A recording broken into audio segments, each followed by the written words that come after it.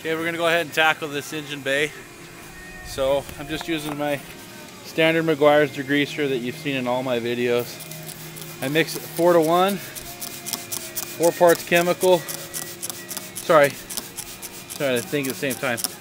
1 part chemical, 4 parts water. So for a gallon of degreaser, I will use approximately 16 ounces of chemical, and the rest will be water.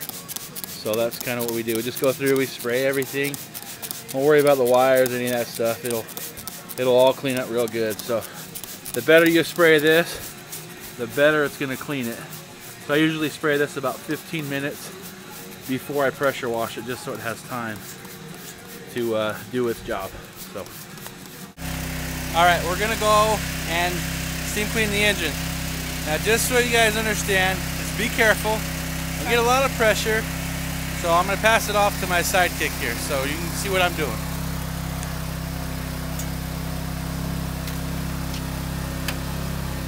I always start at the top, work my way down, so I'm gonna spray stuff up there.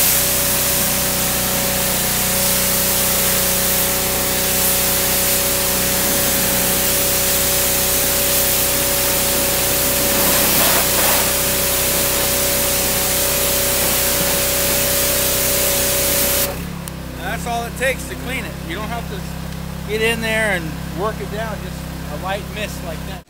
All right, here we are on the engine bay.